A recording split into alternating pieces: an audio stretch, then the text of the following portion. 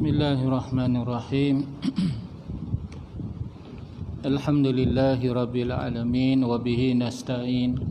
Wassalatu wassalamu ala asyrafil anbiya'i wal mursalin wa ala alihi wa sahbihi ajma'in.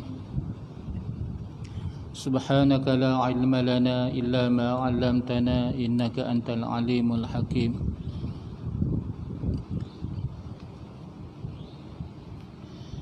Yang dihormati Tuan Pengerusi Masjid, Tuan Iman, Ahli Jawatan Kuasa Masjid serta muslimin dan muslimat. Assalamualaikum warahmatullahi wabarakatuh. Alhamdulillah, summa alhamdulillah, bersyukur kita pada Allah Subhanahu wa taala. Kita masih lagi berada di dalam bulan Syaban. Hanya beberapa hari sahaja dan minggu sahaja yang sempat kita hitung untuk kita bertemu dengan bulan Ramadan yang penuh dengan keberkatan daripada Allah Subhanahu wa taala. Jadi sebelum daripada kita masuk bulan Ramadan, ulama-ulama ada membahaskan tentang amalan-amalan yang perlu kita lakukan. Di antaranya adalah amalan taubat kepada Allah Subhanahu wa taala. Kerana di dalam satu hadis Nabi sallallahu alaihi wasallam, Nabi telah mengaminkan doa yang dibaca oleh malaikat Jibril. Tak kala Nabi sallallahu alaihi wasallam menaiki tangga mimbar masjid.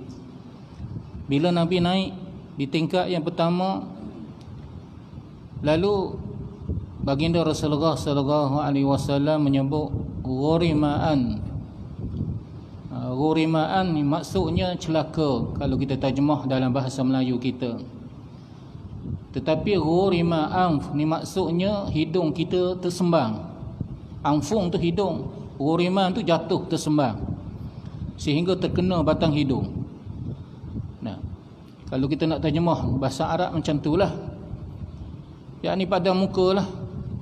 Pada muka. Tetapi yang dimaksudkan di situ adalah celaka ataupun kerugian.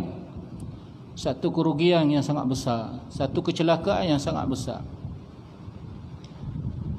Para sahabat dekat bawah ni lalu bertanya kepada Nabi, lima ya Rasulullah, kenapa engkau menyebut ghurimaan, celaka ataupun pada muka?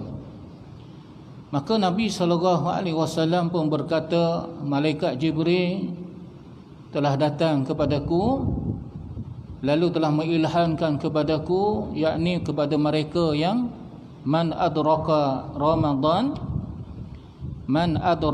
Ramadan, barang siapa yang sempat berjumpa dengan bulan Ramadan. Makna tahun ni Tuhan bagi peluang kepada beliau untuk hidup pada bulan Ramadan. Tahun akan datang ni tak pasti lagi kita hidup ataupun tidak, tuan-tuan. Tapi tahun ni kita sempat. Habis Ramadan, sempat raya lah kira. Yang pentingnya sempat Ramadan. Man udrika Ramadan, barang siapa yang sempat dengan kedatangan bulan Ramadan, falam yughfiralah, dia akhir Ramadan dia tu, Allah Subhanahu wa taala tidak ampunkan akan dosa-dosanya, maka celakalah dia, rugilah dia. Jadi ada tiga perkara, tapi saya nak tekankan yang itulah, tuan-tuan, yang Nabi sallallahu alaihi wasallam aminkan doa malaikat Jibril. Jadi agak-agak kita ni sempat dak dengan bulan Ramadan, tuan-tuan.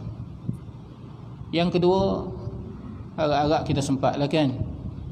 Yang kedua, tuan-tuan, kalau kita sempat, betul tak kita ni nak berpuasa seperti mana yang diperintahkan oleh Allah dan Rasul?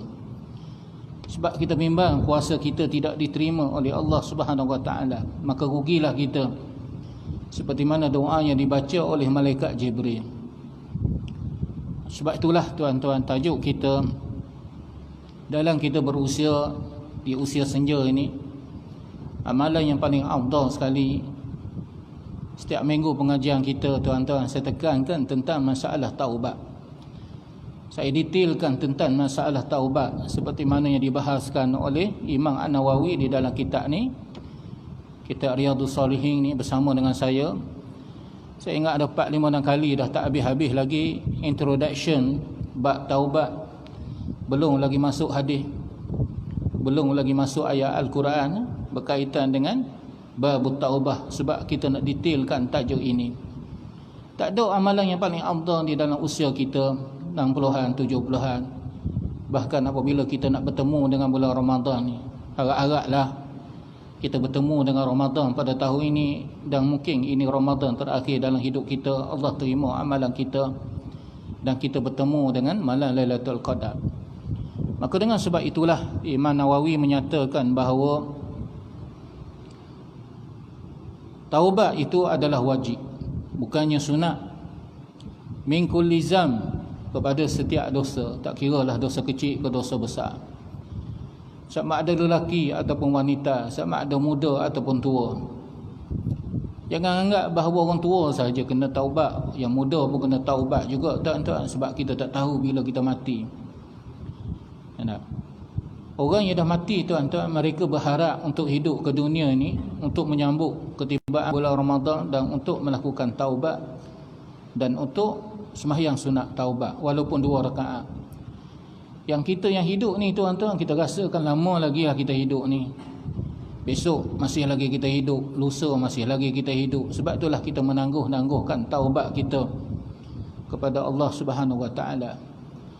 Dan jika sekiranya maksiat ataupun dosa berkait rapat di antara abdin wa bainallahi ta'ala, di antara seorang hamba dengan Allah Subhanahu Wa Taala, la tata'allaku bihaqqin adamiyyin, dia tidak ada kaitan dengan hak anak Adam.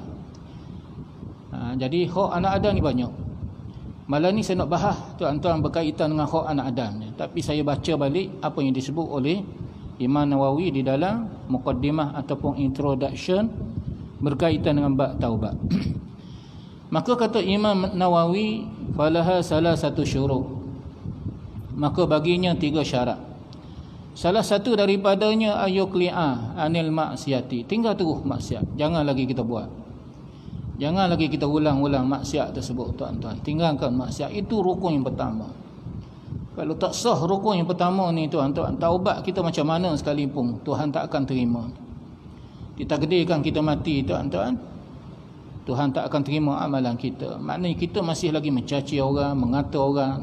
Saya fokuskan pada malam ini berkaitan dengan taubat dosa kita dengan manusia. Jadi tuan-tuan, tinggal terus dosa tersebut. Tak duduk kata ke orang, duduk caci orang. Tinggal terus.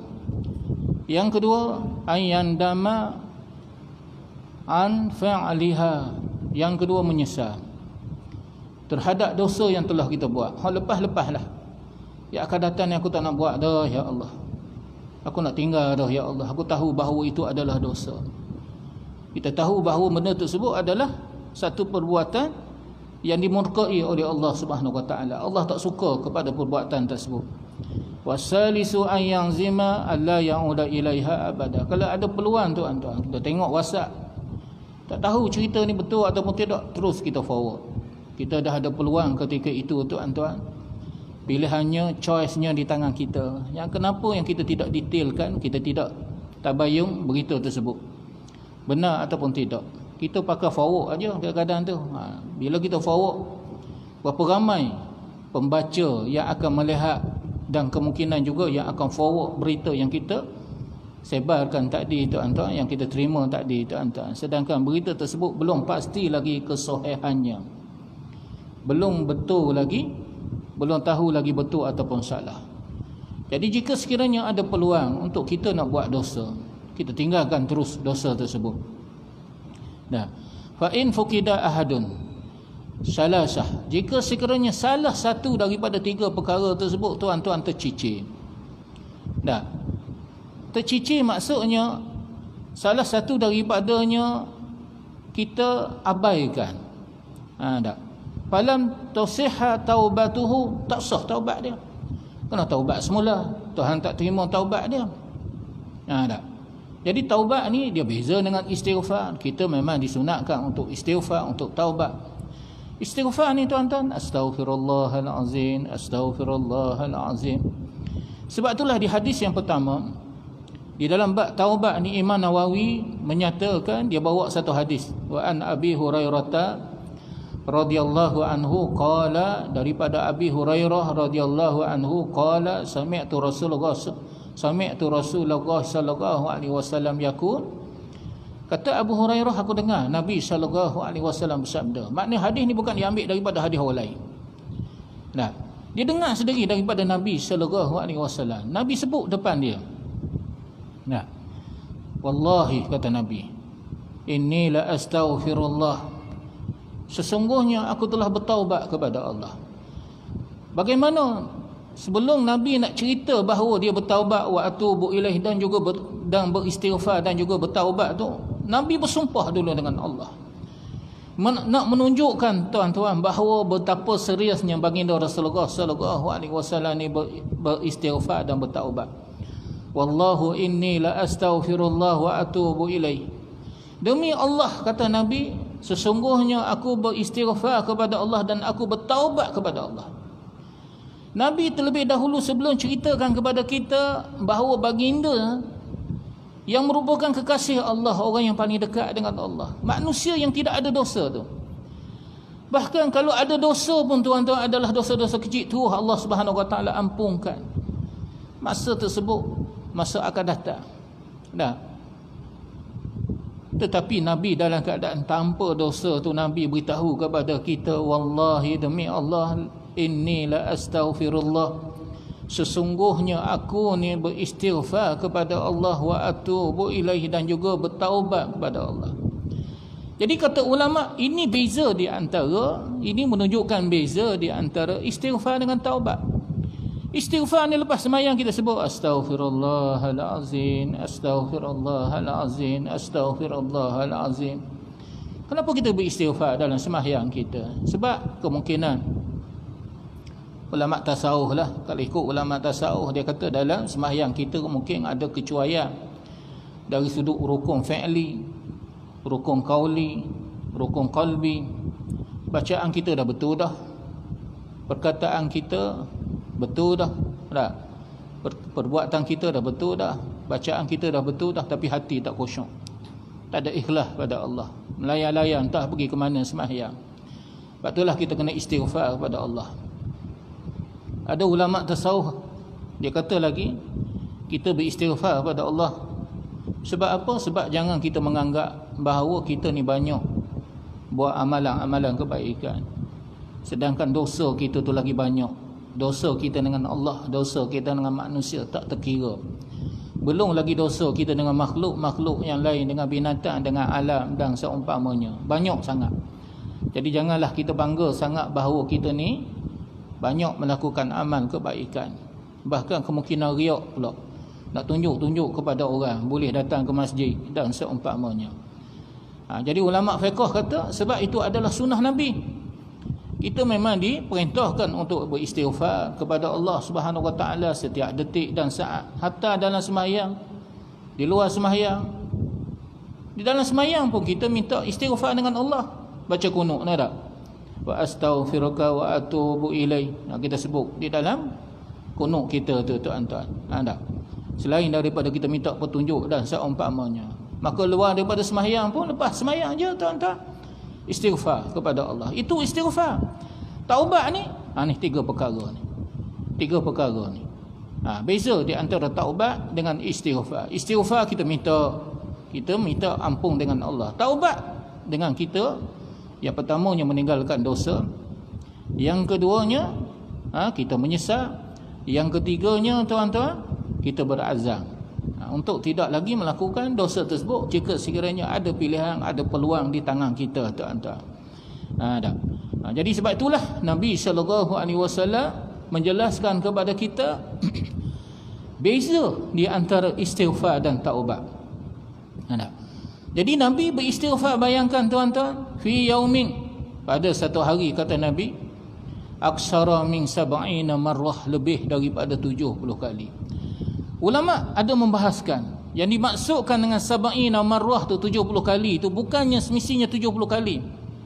Sebab dalam bahasa Arab ni tuan-tuan, kalau yang lebih daripada 50, 60, 70, itu kaedah bahasa Arab, dia menunjukkan jumlah yang sangat banyak, yang kadang-kadang tak terhitung. Macam kita lah, kita sebut aku ni buat dah berpuluh-puluh kali, berpuluh-puluh kali, tak entah.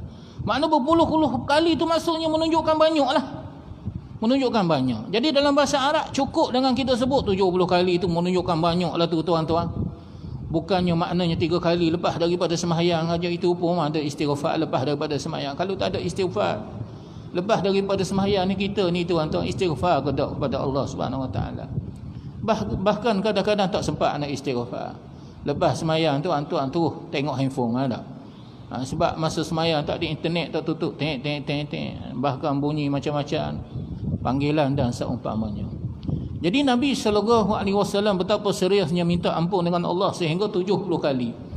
Ulama kata tidak semestinya 70 kali, sebab angka 70 itu menggambarkan betapa banyaknya Nabi beristighfar dan bertaubat kepada Allah Subhanahu Wa Taala. Jadi istighfarnya astaghfirullahalazim, astaghfirullahalazim, astaghfirullahalazim. Kalau taubat pula niat dalam hati, aku nak menyesal dah, aku nak tinggal dah. Niat dalam hati macam 3 perkara tadi. Ya Allah, aku tahu bahawa benda tersebut dosa, ya Allah. Yang kedua, ya Allah, yang kedua apa dia tadi? Yang kedua, aku menyesal. Aku menyesal dah nak buat dosa-dosa tersebut. Yang ketiga, dah. Ya Allah, kalau ada peluang lagi dosa, aku tak nak buat dah. Dah. Gitu. Jadi maknanya kita kena ada juga taubat dalam hati kita ni tuan-tuan. Selain daripada kita beristighfar, istighfar saja tidak cukup, kita kena juga ada taubat. Dan taubat tu kena niat dalam hati, kena niat dalam hati. Dan ulama kata, Imam Nawawi kata bahawa tidak memadai dengan hanya kita istighfar astaghfirullah, astaghfirullah, ya Allah aku dah bertaubat. Taubat apa? Kita kena khususkan taubat apa benda. Kalau taubat berkaitan dengan si hamba kita kena sebut apa benda kita telah ambil hak dia, kita telah cuaikan hak dia. Jadi sebab itulah Imam Nawawi menambahkan lagi, dia kata wa in kanatil maksiyatu tata'allaqu bi adamiyyin, jika sekiranya maksiat tadi berkait rapat dengan hak anak Adam, maka tambah satu lagi lah. Ada fasyurutuha arba'ah, jadi 4. Tambah satu lagi wa hazihi salasatu, 3 perkara ni kekal. Ya, yang keempatnya wa an yabra'a, maka hendaklah dia melepaskan min haqqa sahibiha, hak dia kepada sahabat dia tadi. Yakni kita melepaskan hak kita, maksudnya kita bayar balik. Kalau melibatkan harta, kita minta maaf. Jika sekiranya melibatkan marwah dia, jika sekiranya melibatkan dia punya nama baik dia. Wa in kana malan aw nahuhu radduhu ilaihi. Jadi Imam Nawawi dia detailkan lagi, kalau berkaitan dengan harta kita pulangkan balik. Wa in kana haddun, jika berkait rapat dengan hak, dengan haddun, dengan hak. Hak ni tuan-tuan hukum sebab. Zina, menuduh orang zina, contohnya menuduh orang melakukan liwat dan seumpama, dikenakan hukuman tersebut. Jadi sebab itulah hukuman di dalam Islam ni tuan-tuan adalah bukan sekadar nak menghukum pesalah, tetapi hukuman hudud di dalam Islam ni dipanggil hukum hudud lah. Hukum hudud di dalam Islam ni tuan-tuan, tujuannya adalah untuk membersihkan hamba yang telah berdosa tadi supaya hilang daripada dosa. Selagi mana tidak dilaksanakan hukuman hudud, semua berdosa. Kerajaan berdosa, rakyat pun berdosa. Melainkan kerajaan dan rakyat tadi berusaha untuk melaksanakan hukum Allah. Bila nak laksanakan hukum Allah? Mungkin 5 tahun yang pertama kita bagi kefahaman, 5 tahun yang kedua kita laksanakan, kita gubah undang-undang di parlimen dan seumpamanya. Kalau tidak, semua berdosa. Tuan-tuan, jadi hukuman hudud di dalam Islam ni bukan sekadar kita nak menghukum bersalah, tetapi nak tarbiyah dan juga nak membersihkan manusia tadi daripada dosa. Kalau tidak, tuan-tuan, hari akhirat kena. Hari akhirat kena tuan-tuan. Kalau berkaitan dengan hukum hudud, makannahu minhu, maka hendaklah dilaksanakan hukuman tersebut. Au talabal afun, dan jika sekiranya melibatkan hukum kisah. Hukum kisah ni tuan-tuan kena apa ni? Kena kisah sebalik. Kita cederakan orang, cederakan balik. Bunuh orang tuan-tuan sebagai contohnya. Minta maaf tuan-tuan, minta bayar dia. minta, saya sanggup bayar dia sebagai contohnya 100 ekor unta. Sebab nak tebuh ni nyawa seorang yang kita langgar dengan sengaja, tuan-tuan. Contoh dengan sengaja ni sebab mabuk. Hari ni tiap-tiap hari kita duduk dengar, tiap-tiap minggu, tuan-tuan, pemabuk, tuan-tuan, langgar orang yang tidak berdosa tu, tuan-tuan. Bayangkan yang mati tu adalah bapa, yang menanggung, tuan-tuan, 5 orang anak sebagai contohnya. Si isteri sampai ke tuan-tuan ketua, sampai ke mati dia menanggung dia punya seksa dia. Siapa nak bagi nafkah dengan traumanya dan seumpamanya? Kalau ada insurans pun, tuan-tuan, bayarnya kepada siapa? Bayar kepada kerajaan, bayar kepada, kalau denda pun bayar kepada kerajaannya, bukan bayar kepada mangsa. Sedangkan dalam Islam ni, tuan-tuan, mangsa tu yang dibunuh tu, tuan-tuan, langgar dengan sengaja, mabuk tu langgar dengan sengaja tu, maka hendaklah dibayar kepada orang yang menjadi mangsa, keluarga yang menjadi mangsa. Minta maaf, minta maaf, tetapi hendaklah dibayar dia. Kalau tidak, tuan-tuan, hukum bunuh dibalas dengan bunuh. Tak. Jadi kalau keluarga tadi, tuan-tuan, memaafkannya, tetapi mesti bayar dia, tak, terlepaslah dia daripada hukuman pancung. Jadi itulah hukuman yang telah ditetapkan oleh Allah Subhanahu Wa Taala.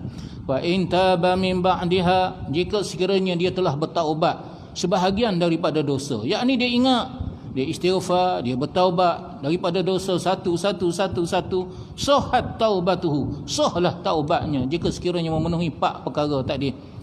Inda ahlil haq, di sisi ahlil haq, yakni ahli sunnah wal jamaah. Wa in min zalika zambing, daripada dosa tersebut, wa baqiya alaihi bakin, maka yang bakinya hendaklah kita istighfar lagi, dan juga hendaklah kita bertaubat lagi kepada Allah satu sampai ke semua dosa kita ni, tuan-tuan, selesai. Jadi tuan-tuan dirahmati Allah Subhanahu Wa Taala, jadi sakit baki dengan umur yang kita ada ni, marilah sama-sama kita memperbanyakkan taubat dan istighfar kita kepada Allah. Lebih-lebih lagi, hanya tinggal berapa hari saja lagi, 18 hari lagi kita akan menyambut ketibaan bulan Ramadan. Dan pada hari Ahad nanti disunatkan kita berpuasa. Hari Isnin ni nisfu Sya'ban, tuan-tuan. Ada hadis-hadis yang sahih yang menceritakan tentang kelebihan nisfu Sya'ban dan juga bulan Sya'ban. Jadi saya kaitkan dengan taubat lah. Sebagai contohnya, ulama tabi'in yang terkenal bernama Yahya bin Abi Kathir, dia kata di antara doa orang-orang yang soleh apabila masuknya bulan Rejab dan bulan Sya'ban, dia berdoa, ya Allah, Yahya bin Abi Kathir ni seorang ulama tabi'in, ya Allah, dia kata, jumpakanlah aku dengan Ramadan dan serahlah Ramadan kepadaku, dan terimalah amalan yang aku lakukan pada bulan Ramadan.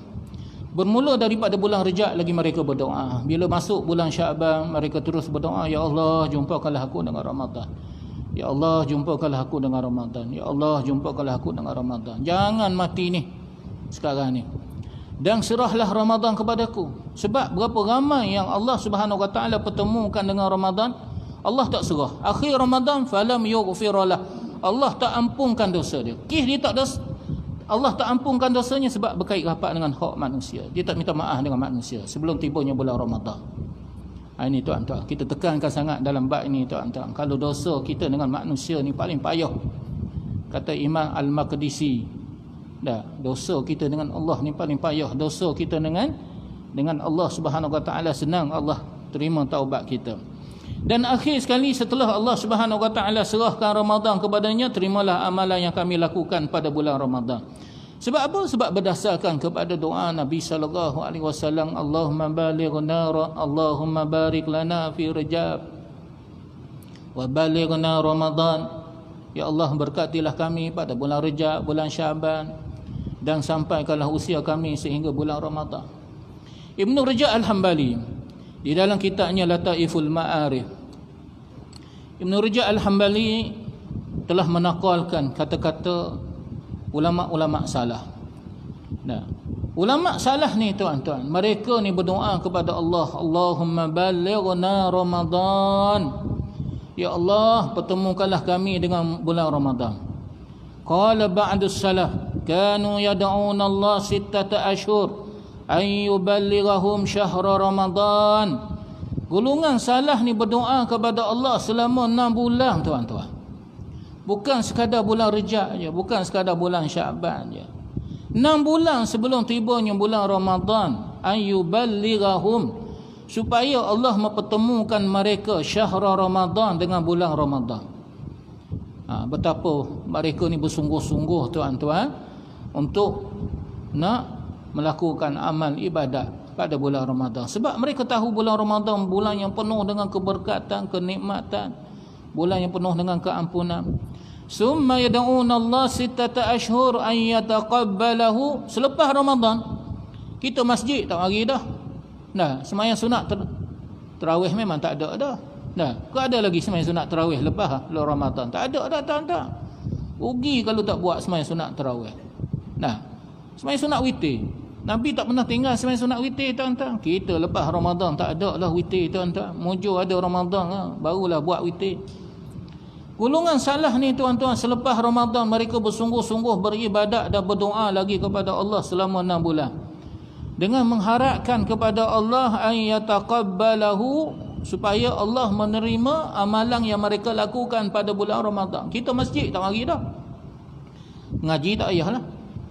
Kenapa ustaz tak ada kuliah ni ustaz? Sebab kalau kita ada kuliah pun ustaz orang duk sibuk tuan-tuan. Ada yang puasa sunat, ada yang beraya.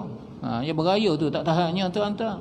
Nah, puasa sunat apa masalahnya? Puasa sunat tuan-tuan, marilah. Nah, boleh bawa makanan. Saya tuan-tuan pada 2 tahun lepas, sebelum daripada masa musim Covid tu kan, bulan 12 tu, sempat bawa anak-anak pergi jalan ke Payakubuh. Naik feri daripada sini pergi ke Dumai tuan-tuan, daripada Port Dickson bawa anak pergi ke Port Dickson, daripada sini daripada Port Dickson pergi ke Dumai, lepas tu sewa kereta.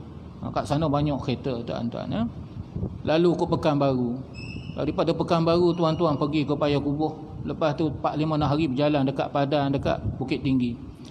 Tapi tiap kali sembahyang saya akan sembahyang di masjid. Dekat sana tuan-tuan, ya Allah, hari Khamis saya tengok tuan-tuan, buka puasa ni penuh di tepi masjid ni tuan-tuan. Penuh tuan-tuan. Dia bawa keluarganya sekali, beli nasi bukuh je di tepi jalan, buka puasa. Bulan 12 tu tuan-tuan. Sempurna apa bulan 12? Tak ada apa tuan-tuan. Mungkin bulan Zulkaidah berlaku, bukan. Zulhijjah pun bukan tuan-tuan. Maknanya hidupnya suasana ibadat dekat masjid. Lepas buka puasa pakat masuk berlaku sebab ada kuliah. Saya ingat lagi tuan-tuan, betapa hebatnya mereka ni. Dalam bab ibadat kepada Allah Subhanahu Wa Taala. Itu puasa sunat yang kita ni puasa bulan puasa 6 Syawal pun tak mari dah ke masjid tuan-tuan. Sebab apa? Nak buka puasa. Bukan payah sangat buka puasa. Sekadar minum air cukuplah. Hari ni kita puasa. Saya pun minum air atas kereta tadi tuan-tuan. Buka puasa balik nanti jadi bersungguhnya tuan-tuan, mereka ini beribadat kepada Allah dan berdoa kepada Allah Subhanahu Wa Taala supaya Allah menerima amalan yang dilakukan pada bulan Ramadan nanti. Jadi sebab itulah disunatkan, digalakkan untuk kita berdoa supaya dipertemukan oleh Allah dengan bulan Ramadan dalam keadaan kita sihat, dapat melaksanakan ibadat puasa, dapat kita berqiyam, yakni sembahyang sunat tarawih tu qiyamlah. Dan dengan keadaan sempurna, alhamdulillah tahun ini insya-Allah kita dapat tuan-tuan, nak tadarus dekat masjid pun boleh, nak i'tikaf dekat masjid pun boleh. Ambillah peluang ni. Mungkin tahun depan kita tak jumpa dah. Kalau jumpa pun mungkin Covid ke, na'udzubillah tuan-tuan, kita tak tahu apa yang berlaku di masa hadapan. Kita dapat bertarawih, dapat berjamaah, tu satu nikmat yang paling besar bagi kita orang mukmin ni tuan-tuan. Sebab ada tuan-tuan, sahabat-sahabat kita tuan-tuan, meleleh air mata. Malam pertama di mana kita sembahyang sunat tarawih tu, apabila menyebut Subhanal Malikil Ma'bud, meleleh air mata. Ya Allah, aku dah 2 tahun dah tak dapat pergi tarawih. Kerana apa? Kerana stroke. Mungkin kita sempat bertemu dengan Ramadan, tapi kita mungkin tidak sempat untuk bertarawih dekat masjid, untuk berjemaah dekat masjid. Amat rugilah kita. Sebab itulah berdoalah kepada Allah supaya Allah Subhanahu Wa Taala pertemukan dengan bulan Ramadan ni tuan-tuan dalam keadaan kita sihat. Kemudian Nabi sallallahu alaihi wasallam dia tuan-tuan dia nyatakan beberapa hadis supaya kita ni rasa seronok. excited lah, tak sabar-sabar untuk menunggu kedatangan bulan Ramadan. Nabi sebut dalam hadis, man fariha bidukhuli Ramadan, barang siapa yang bergembira, yang tak sabar-sabar nak menunggu kedatangan bulan Ramadan, faqad hurimallahu alaihi niran, maka belum masuk Ramadan lagi Allah dah haram dah tubuh badan kita daripada api neraka. Sebab ada orang tuan-tuan, bila bunyi Ramadan, Allah gastrik pula lah aku tahun ni. Ramadan belum masuk lagi dah gastrik dah tuan-tuan. Seperti mana tahun-tahun yang lepas, asyik gastrik aja tak boleh puasa. Sebab apa tak puasa? Allah saya gastrik, doktor nasihatkan supaya tidak boleh puasa. Tak. Ada orang tuan-tuan, tahun ni pasal malam, pasal Ramadan boleh buka, tahun lepas kan tak boleh buka tuan-tuan. Oh seronoklah dia. Dia kata harap-harap lah tahun ni seperti mana tahun-tahun yang lepas. Kalau tahun lepas dapat 15,000, tahun ni jangka dapat 20,000. Ada orang macam tu tuan-tuan. Fikir awal dah tuan-tuan, nak dapat keuntungan je bulan Ramadan. Tak. Cuma tak ada tuan-tuan, jamuan dekat masjid dah tak ada dah lah. Tak. Jadi catering untuk supply dia punya makanan orang berbuka puasa tuan-tuan. Tapi dia fikir dapat buat bisnes. Tapi bagi kita tuan-tuan, kita bergembira sebab ganjaran yang disediakan oleh baginda Rasulullah. Bila masuk sahaja satu Ramadan tuan-tuan, ni start daripada maghrib ni, satu Ramadan, belum lagi kita sembahyang tarawih, Nabi terus bersabda, atakum Ramadan. Nabi kata, hai sahabat semua, telah datang kepada kamu bulan Ramadan, sayyidus syuhur, itulah dia penghulu kepada segala bulan, famarhaban bihi wa ahlan, maka ucapkanlah selamat datang dan nyatakanlah, katakanlah alu-aluang kedatangan bulan Ramadan. Nabi suruh kita ucapkan selamat datang bulan Ramadan dan mengalu-ngalukan kedatangan bulan Ramadan. Sebab itulah tuan-tuan, pengalaman saya dekat luar negara. Saya banyak pergi luar negara, pergi Pakistan, pergi ke Palestin, saya pergi ke Jordan tuan-tuan. Pergi ke luar negara tuan-tuan, negara-negara Arab. Bila tiba bulan Ramadan, setiap masjid ada kain rentang. Setiap pejabat ada kain rentang tuan-tuan. Bukan sekadar masjid, dekat pejabat pun ada kain rentang. Marhaban, ahlan wa sahlan ya Ramadan, selamat datang wahai bulan Ramadan. Mereka tampar tu tuan-tuan, mereka letak kain rentang besar-besar tu, seperti mana kita sambut 31 hari bulan Ogos dan seumpama tahun baru tuan-tuan.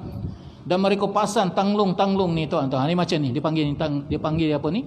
Dia panggil tanglung ni tuan-tuan. Bukan tanglung Cina ni, macam ni, lampu macam ni tuan-tuan. Dia gantung tuan-tuan dekat pasar-pasar.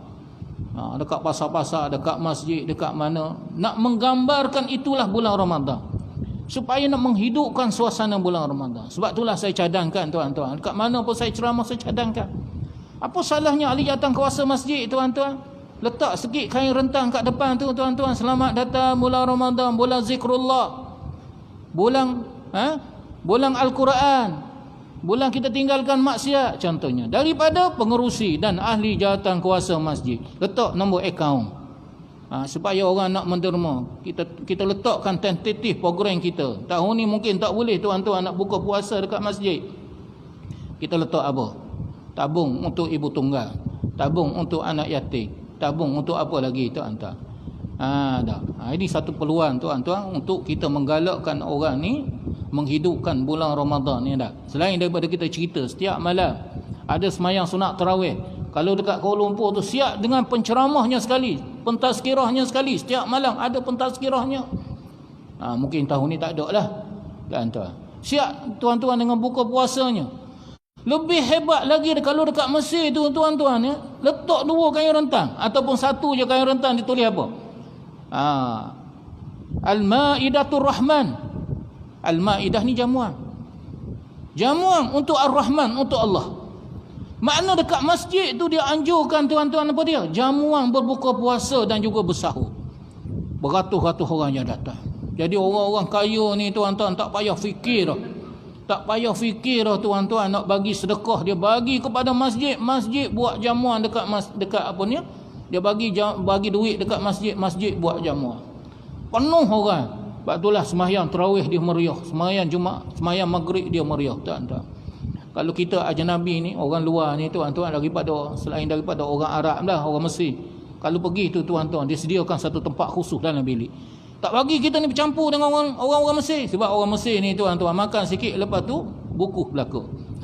Buat balik untuk bersahur, tuan-tuan.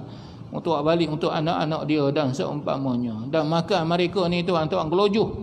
Nah, kalau ayam seekor tu ayam seekor tu padang seorang aja. Kita ayam seekor 4-5 orang makan mengadap.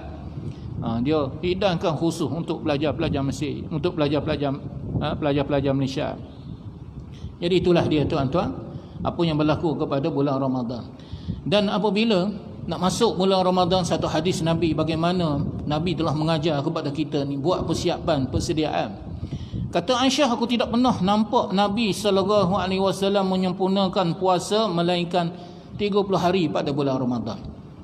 Dan aku tidak pernah melihat baginda banyak berpuasa di dalam bulan-bulan selain daripada bulan Ramadan melainkan pada bulan Syaban. Sehingga aku menjangkakan bahawa Nabi nak puasa sebulan pada bulan Syaban. Tiba-tiba Nabi berbuka selepas daripada nisfu Syaban sehinggalah ke akhir Syaban, barulah Nabi start balik berpuasa sepenuhnya pada bulan Ramadan. Jadi begitulah tuan-tuan. Sebab itulah kalau kita nak puasa selepas daripada nisfu Syaban, tuan-tuan, tak payahlah.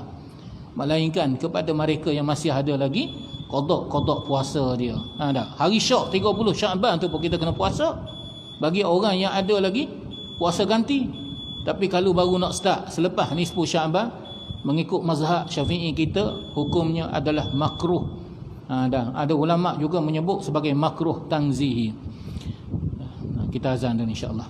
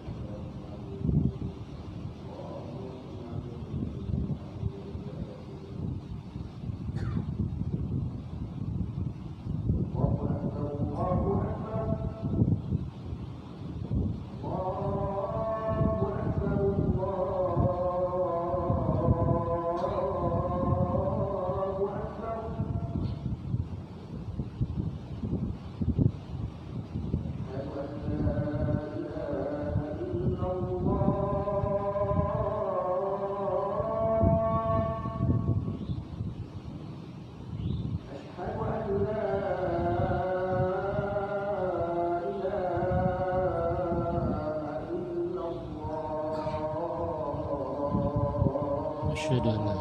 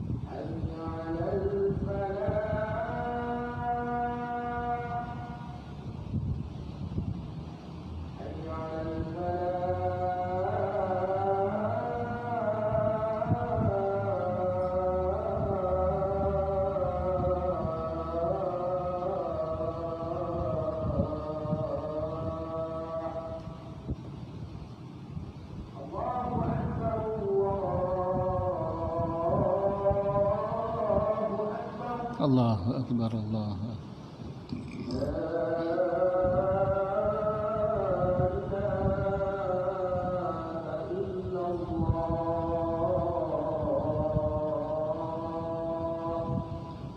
Allahumma rabb hadhihi ta'ati tammah wassalati alqa'imah li sayyidina Muhammadin alwasilah wal fadilah wa ba'asmaka wal mahmud lillazi wa anta innaka la tuhliful mi'ad.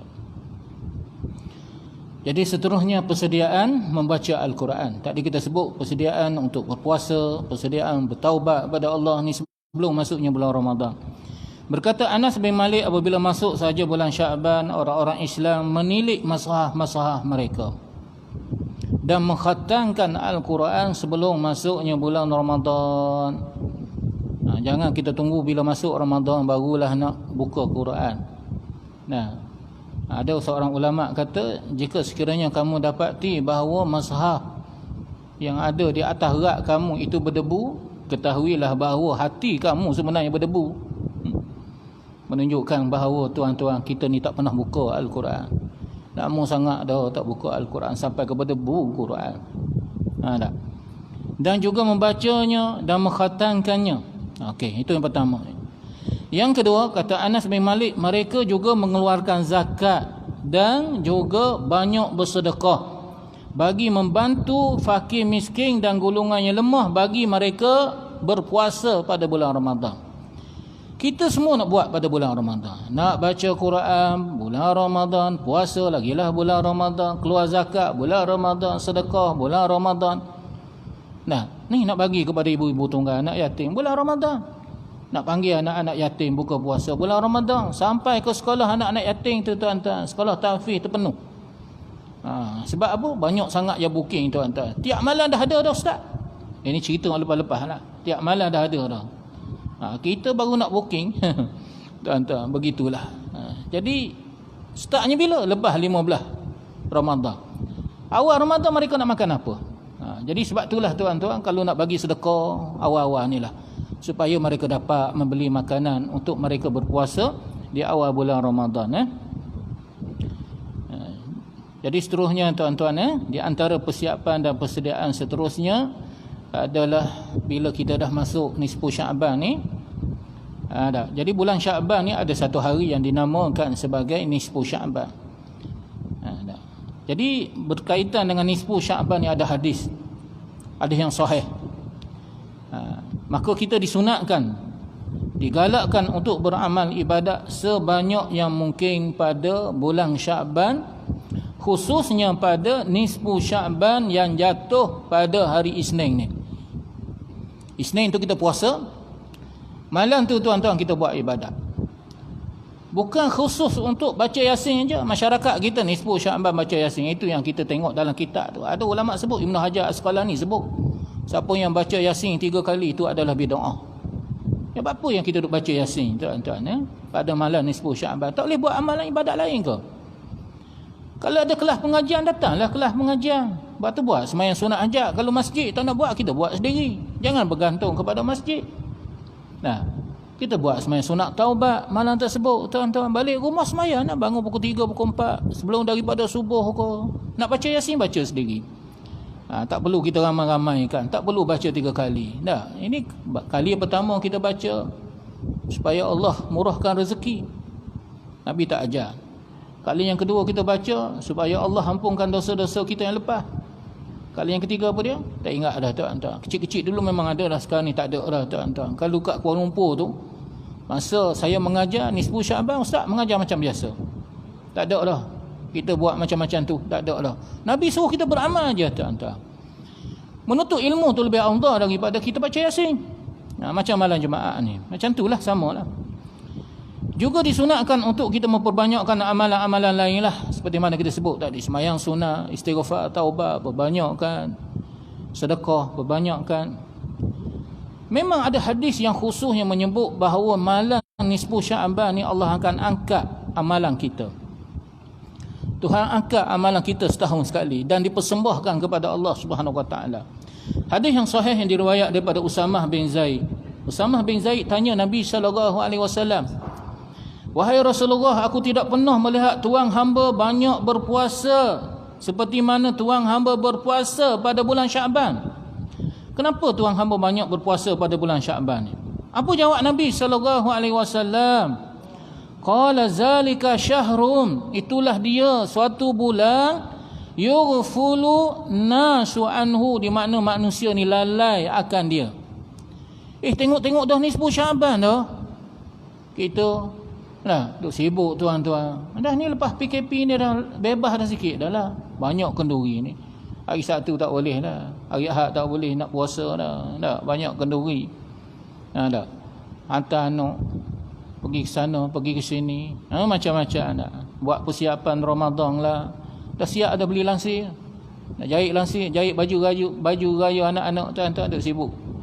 Cari baju raya anak-anak. Lewat-lewat nanti nak tepuh baju raya pun dah tak boleh dah tuan-tuan. Ada sibuk. Jadi Nabi kata itulah dia bulan yang manusia lalai anhu akan dia baina Rejab wa Ramadan. Di antara Rejab dengan Ramadan. Tengok Nabi sebut khusus. Wa huwa syahrun turfa'u fihi a'malu ila rabbil alamin. Kamu tahu tak, kata Nabi, itulah dia bulan. Nabi sebut bulan di mana Allah Subhanahu wa taala angkat amalan kita ke sisi Rabbul Alamin, Tuhan sekalian alam. Jadi ada ulama yang menyatakan bahawa diangkatnya amalan kita pada nisfu Syaban. Tetapi dalam hadis ni Nabi sebut tuan-tuan bulan Syaban. Bulan Syaban. Wa uhibbu an yurfa'a amali wa ana shaim, dan aku suka akan diangkatkan amalanku ini dalam keadaan aku sedang berpuasa, beribadat kepada Allah Subhanahu wa taala.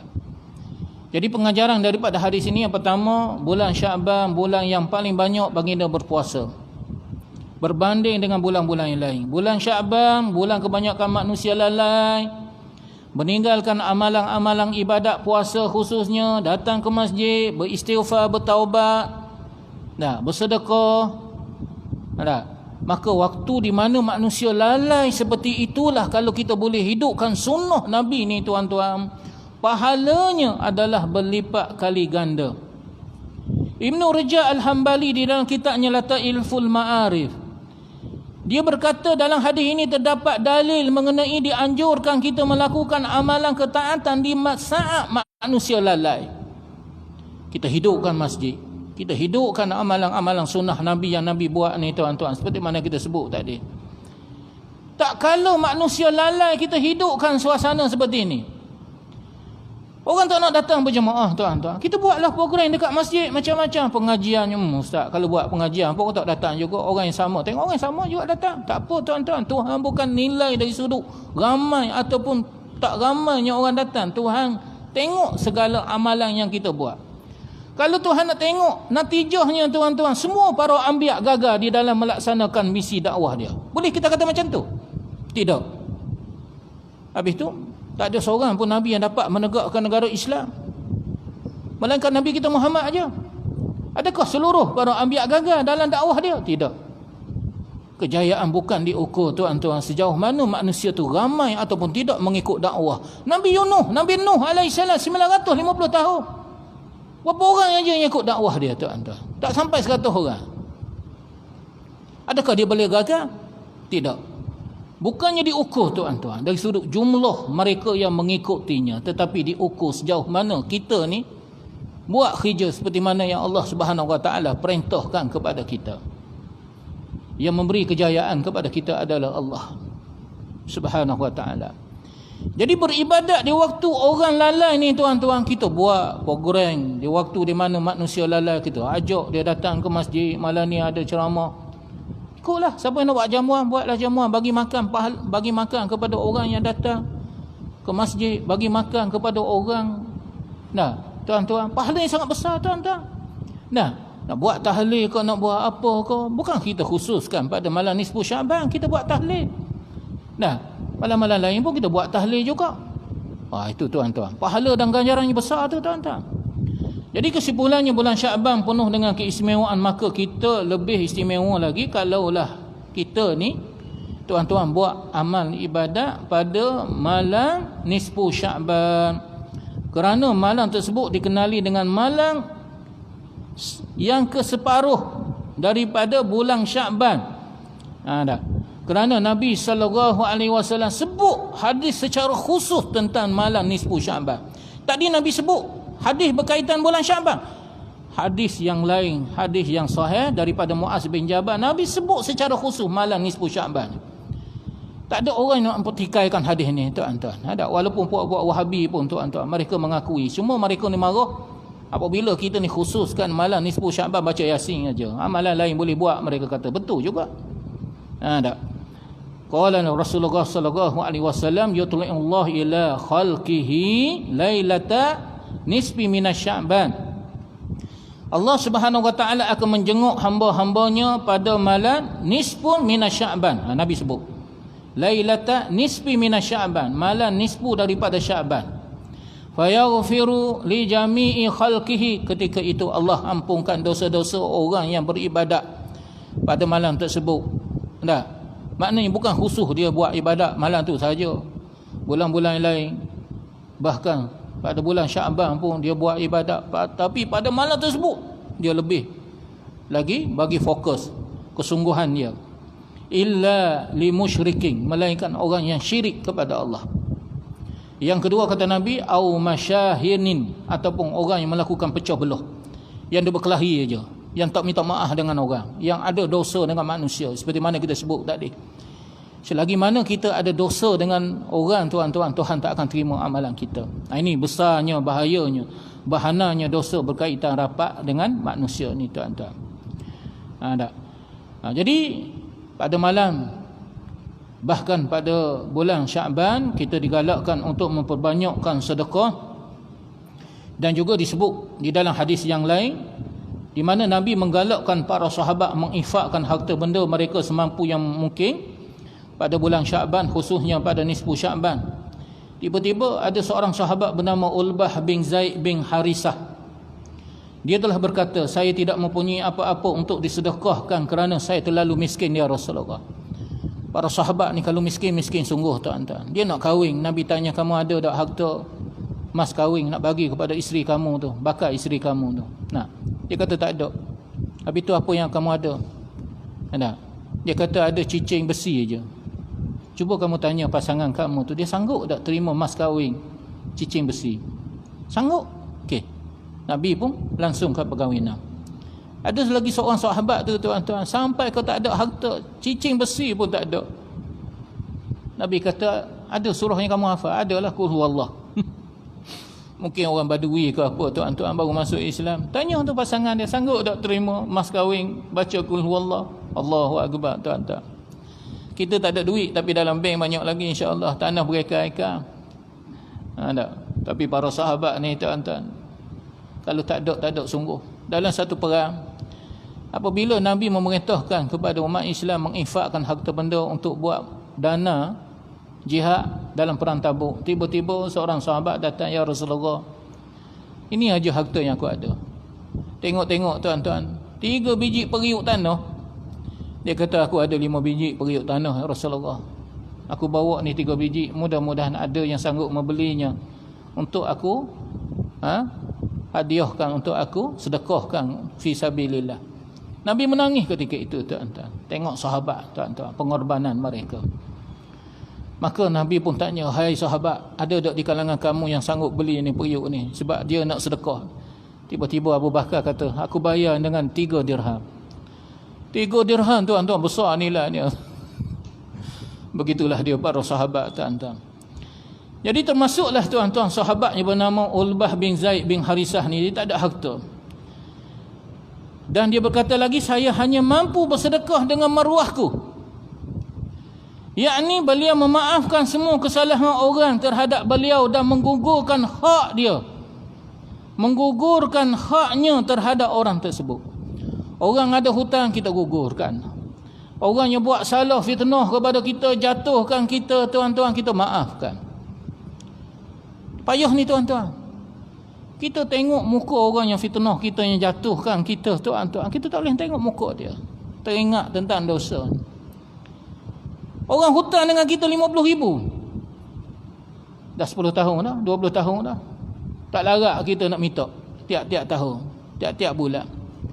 Akhir-akhir berdoa pada Allah, ya Allah, kalau ada rezeki, mintalah dia bayar, lembutkanlah hati dia supaya dia bayar, murahkan rezeki dia. Tiba-tiba, tuan-tuan, bila tuan-tuan dengar hadis ni, apa kata tuan-tuan? Kita maafkan laki aku halal. Aku halal. Kita dengan dia kosong-kosong, tak ada apa. Cuma dia dengan Allah pula, dia dengan kita pula dia berdosa. Kita dengan dia dah tak ada apa dah. Kita hari akhirat nanti kita tak tutup apa dah dengan dia, tuan-tuan. Sebab itulah Tuhan kata waman afa, barang siapa yang memaafkan orang, wa aslaha, dan dia menghubungkan silaturahim, maknanya tak bermasa muka lah, jumpa dia bagi salam, seolah-olah tak ada dosa lah, tak ada apa. Fa ajruhu ala Allah, aku sendiri yang bagi pahala. Allah sandaikan pahala tu di sisi Allah. Bukannya tuan-tuan kita mengharapkan 50,000 tu, bukan mengharapkan maruah dia, bukan kita mengharapkan balasan dia dilaksanakan hukuman di dunia ni. Biar Tuhan turun panah peti pada beliau ni, jahat sangat ni dia ni, biar ditelan oleh bumi. Kita maafkan. Nah, kita maaf. Kata Allah fa ajruhu ala Allah, aku sendiri Allah yang akan bagi pahala. Hak mana kita nak tuan-tuan dengan 50,000, dengan ganjaran yang Allah Subhanahu Wa Taala berikan kepada kita. Hari akhirat nanti Tuhan sendiri yang bagi pahala. Bahkan tuan-tuan, kalau dia tak minta maaf dengan kita, kalau dia tidak bertaubat kepada kita tuan-tuan, hari akhirat nanti kita boleh tutup balik daripada beliau. Tengok-tengok tuan-tuan, dia tak ada dah amalan pahala untuk kita ambil. Dosa kita tu transfer pada dia balik. Kita dapat pahala dia pada hari akhirat nanti, bahkan dosa kita tu transfer kepada beliau jika sekiranya dia tidak ada pahala untuk dia bagi kepada kita. Itulah ganjaran bagi orang yang memaafkan dan juga orang yang tuan-tuan islah. Wa aslaha ni islah lah. Nah, apa jawab Nabi? Sedekah kamu diterima oleh Allah Subhanahu Wa Taala. Jadi kesimpulannya tuan-tuan, bila orang tanya apakah amalan yang paling afdal bulan Syaban ni, lebih-lebih lagi nisfu Syaban, jawapannya saling memaafkan. Tak, kita telefon, kita hantar WhatsApp saudara mara kita, sahabat-sahabat kita, tu tuan-tuan, sebelum masuk Ramadan. Dan kita merapatkan saflah sesama kita orang Islam dan mencari titik-titik perpaduan di kalangan kita umat Islam. Jadilah kita golongan pengislah yang mendamaikan orang Melayu, orang Islam yang hari ini sedang bersengketa ni, tuan-tuan. Jadi umat Islam di negara ini wajib merebut tawaran pengampunan daripada Allah dengan mengukuhkan perpaduan di sesama kita orang Islam, dengan mengusahakan perdamaian dan penyatuan sesama kita umat Islam. Orang kafir, kata Nabi, al-kufru millatun wahidah. Orang kafir walaupun agama Kristian, Yahudi, Buddha, apa lagi, Hindu, tetapi agama mereka bersatu. Mereka boleh bersatu di atas satu agenda untuk kepentingan bangsa mereka. Nampak aja mereka berkelahi. Tapi kita, kenapa kita tidak boleh bersatu tuan-tuan? Sedangkan kita ni menghadap Tuhan yang esa. Kita menghadap kiblat yang sama. Perlembagaan kita adalah Al-Quran. Jadi sunnah Nabi yang paling besar dalam bulan Syaban ni tuan-tuan adalah menyelesaikan masalah umat Islam, yakni menyatukan umat Islam sehingga perpaduan dapat dikekalkan. Satu hadis yang telah diriwayat daripada Sahal bin Sa'id, dia menceritakan bahawa ahli Quba mereka berselisih faham sehingga saling kata mengata, melemparkan fitnah dan kata-kata yang sangat kesat, sehingga membaling batu sesama mereka. Kita tak sampai tuan-tuan baling batu, baling kursi adalah dalam dewan tuan-tuan, kerana kalah dalam pertandingan dan seumpamanya tuan-tuan. Makna orang Arab ni teruk lagi lah.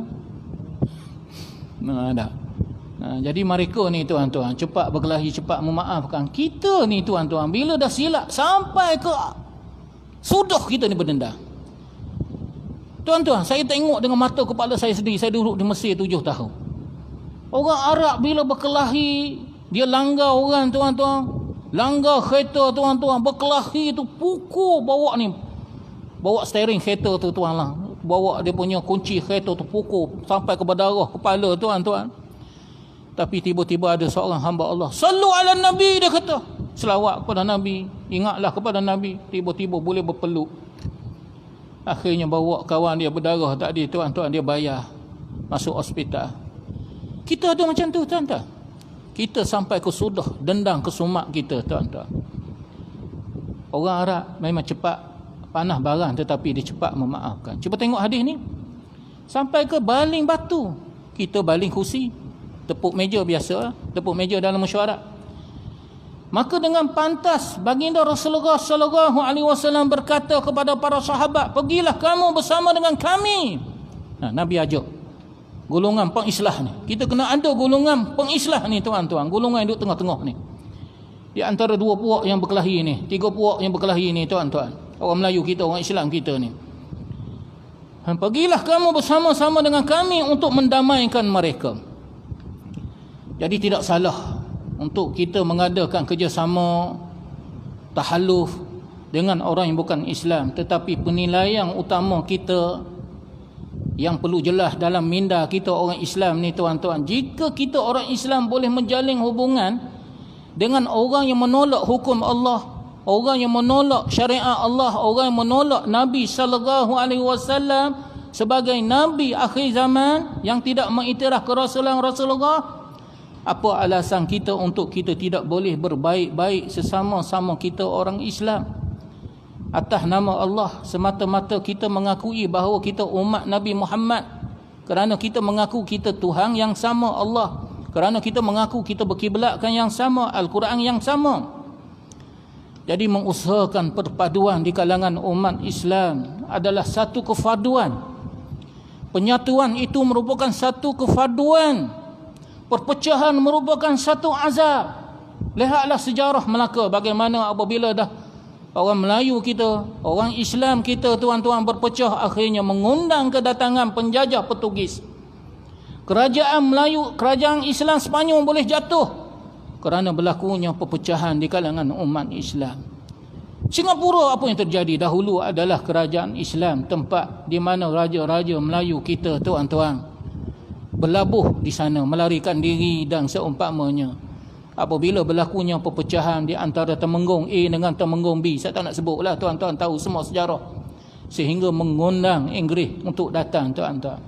Akhirnya berlakulah campur tangan Inggeris. Akhirnya Inggeris pun bawalah tuan-tuan orang luar. Jadi sebab itulah mengusahakan perpaduan ini merupakan satu kefarduan di dalam Islam. Bacalah firman Allah Subhanahu wa taala. Tuhan kata apa? La khaira fi katsirin min najwahum illa man amara bi sadaqatin aw ma'rufin aw islahin bainan nas. Tuhan kata tak payah sembang banyaklah nak bersatu, nak berdamai, nak menyatukan di antara kita orang Islam, orang Melayu. Tak payah cakap banyak. Kita sendiri yang berkorban. Datuk nenek moyang kita dahulu tuan-tuan, mereka berkorban, mereka sanggup menggadaikan jiwa, raga, harta benda mereka. Kita hari ini tuan-tuan, kerana semata-mata nak merebut jawatan, pangkat dan darjat. Kerana apa? Kerana nak jawatan. Bila dapat jawatan, kita akan dapat habuang kita, pangkat, darjat, makan tak habis sampai 7 generasi. Sebab tu Tuhan kata dalam ayat ini, la khaira fi katsirin min najwahum. Tak perlulah kamu cakap banyak, berbisik-bisik dan seumpamanya, illa man amara bi sadaqatin, melainkan kamu sendiri tunjuk sikap pengorbanan kamu dengan membelanjakan harta untuk bersedekah, nak menyatukan umat Islam ni, nak meninggikan agama Allah Subhanahu wa taala ni. Au ma'rufin, ataupun ajak orang buat benda yang baik. Au islahim bainan nas, ataupun kita mendamaikan, menyatukan orang Islam. Kita hari ini tuan-tuan berkelahi kerana apa? Kerana pangkat, kerana darjat aja tuan-tuan, nak jawatan. Ada wa may yaf'al zalika batigha amradatillah, barang siapa yang melakukan demikian kerana mencari keredaan daripada Allah, wa saufa nu'tihi ajran azima, Allah akan bagi pahala yang sangat besar. Jadi perpaduan sama umat Islam adalah tanda rahmatnya Allah, kasih sayang Allah kepada kita. Perpecahan itu tanda azab dan kebencian Allah kepada kita. Sebab itulah makna rahmatan lil alamin. Makna rahmatan lil alamin dia akan tercerna apabila adanya penyatuan di kalangan umat Islam. Rahmatan lil alamin tidak akan datang kepada mereka yang berpecah belah. Allah Subhanahu wa taala berfirman dalam surah Al-Hujurat, innamal mu'minuna ikhwatun, sesungguhnya orang-orang mukmin itu adalah bersaudara. fa aslihu baina akhawaikum, sedarakanlah, satukanlah saudara-saudara kamu di atas satu sah, di atas satu kesatuan. Wattaqullaha la'allakum turhamun, bertakwalah kepada Allah, mudah-mudahan datangnya rahmat daripada Allah. Yakni rahmat datang apabila kita bersatu. Bila kita tidak bersatu, maka datanglah tuan-tuan azab Allah Subhanahu wa taala. Jadi sebab itulah kita kena faham asas perhubungan di antara kita orang Islam ni tuan-tuan atas dasar akidah. Siapa sahaja mengucap la ilaha illallah, tak kira orang Pakistan ke, orang Cina, orang Islam ke, itu adalah saudara kita. Asas tuan-tuan hubungan kita dengan orang kafir, Tuhan ajar dalam Al-Quran adalah jangan bersangka baik. Asas kita sesama orang Islam, la ilaha illallah, dan hendaklah kita bersangka baik dengan kita orang Islam. Jangan kita bersangka buruk sesama kita orang Islam. Macam mana kita hari ini dah terbalik, dengan orang bukan Islam kita boleh bersangka baik, dengan sesama kita ni tuan-tuan kita tidak boleh bersangka baik. Kenapa kita boleh bersangka baik dengan orang yang tuan-tuan yang tidak menyembah Allah sebagai Tuhan yang esa, yang tidak menjadikan Rasul sebagai Nabi akhir zaman, yang tidak berkiblatkan kepada Kaabah dan Al-Quran? Apakah kemungkaran lebih besar daripada dosa? Apakah kemungkaran lebih besar daripada kebenaran? Jadi sebab itulah seorang Muslim yang banyak melakukan maksiat, termasuklah rasuah ke, ambil hak orang ke, pecah amanah ke, salah gunakan kuasa, mereka ni tuan-tuan sebenarnya adalah lebih baik berbanding dengan non-Muslim, orang yang bukan Islam, yang dikatakan adil, yang dikatakan tidak pernah berlaku pecah amanah, tidak pernah rasuah. Siapa kata tak pernah rasuah, tak pernah melakukan dosa? Sebab orang kafir ni tuan-tuan, walaupun beliau ni baik macam mana sekalipun, nampak baik macam mana sekalipun tuan-tuan, seolah-olah tak terlibat dengan rasuah ke apa ke, mereka ni tetap dicap oleh Allah Subhanahu wa taala sebagai zalim. Sebab apa? Sebab dosa syirik dia. Bukankah Allah Subhanahu wa taala sebut dalam Al-Quran, inna syirka la zulmun azim? Bukankah syirik itu adalah satu kezaliman yang paling besar? Jadi sebab itulah tuan-tuan kita tanya orang Islam hari ini yang duduk mendewa-dewakan orang yang bukan Islam, dengan orang bukan Islam boleh berbaik-baik, dengan orang Islam bermusuh atas alasan kerana dia ni kaki rasuah. Apakah orang bukan Islam hari ini lebih baik nak dibandingkan dengan Abu Talib, bapa saudara Rasulullah sallallahu alaihi wasallam? Dengan segala usaha Abu Talib membela anak saudara dia tuan-tuan, tetapi lah masuk neraka juga tuan-tuan. Jadi tokoh politik bukan Islam hari ini dikatakan tidak makan rasuah, tidak menzalimi hak orang, dikatakan lebih baik nak dibandingkan dengan orang Islam tuan-tuan yang makan rasuah. Bukan kita nak membela orang makan rasuah, tapi bagaimana dengan dosa syirik orang yang bukan Islam? Bagaimana dengan dosa dia tidak semayang, tak puasa, dosa tidak menikah, hukum tidak hukum Islam? Orang bukan Islam yang tidak menikah dengan hukum Islam, dia tidak puasa, tidak zakat, dia tetap berdosa. Tiap kali dia terkufur kepada Allah dan melakukan dosa tersebut, dia tetap berdosa. Sebab itulah Tuhan kata orang kafir ini duduk di asfala minan nar tuan-tuan. Sebab dosa dia berganda. Dosa dia pergaulan bebas dengan laki perempuan, dosa dia berdansa, dosa dia minum arak, dosa tidak menutup aurat tuan-tuan, tak ikut perlembagaan Islam. Jadi sebab itulah jangan kita puji orang bukan Islam ni seumpama Umar bin Abdul Aziz tuan-tuan. Jadi tokoh orang Islam pula yang rasuah, yang zalim. Mudah-mudahan dia insaflah dan dikenakan tindakan lah. Sepatutnya tuan-tuan memang kita benci, dan sepatutnya memang dikenakan hukuman lah tuan-tuan di dunia, dan sepatutnya dia insaf. Jadi perbuatan tersebut tetap berdosa dan tetap bersalah, tetapi mereka ini mengikut ahli sunnah wal jamaah, mengikut orang Islam, dia masih lagi seorang Islam. Sebab mengikut akidah kita ahli sunnah wal jamaah bahawa orang yang melakukan dosa, dia ni tuan-tuan tidak membawa kepada kekufuran, walaupun dosa besar, dia masih ada lagi peluang untuk bertaubat. Hatta jika sekiranya dia tidak bertaubat pun tuan-tuan, dia tetap orang Islam selagi mana dia tidak syirik kepada Allah. Akhirat nanti sebelum dimasukkan ke dalam syurga, dia akan dibakar terlebih dahulu tuan-tuan, disebabkan perbuatan beliau. Tetapi tuan-tuan, dia diberi peluang oleh Allah untuk bertaubat. Ini tajuk taubat yang kita bincang. Jadi dalam kita menegur perbuatan maksiat mereka, hendaklah kita meletakkan tuan-tuan pada neraca yang tepat tuan-tuan. Jadi begitulah tuan-tuan. Jadi sempurna kita berada di dalam bulan yang mulia ini. Perbanyakkanlah istighfar, taubat kita kepada Allah, selain daripada kita berpuasa sunat, bersedekah, infak harta benda dan seumpamanya. Mudah-mudahan Allah Subhanahu wa taala menerima amalan yang kita lakukan. Astaghfirullah, innallaha ghafurur rahim. Rabbana zalamna anfusana wa illam taghfir lana wa tarhamna lanakunanna minal khasirin. La ilaha illa anta subhanaka inna kunna minaz zalimin. Allahumma ballighna Ramadan, Allahumma ballighna Ramadan. Wa sallallahu ala sayidina Muhammad wa ala alihi wa sahbihi wasallam walhamdulillah.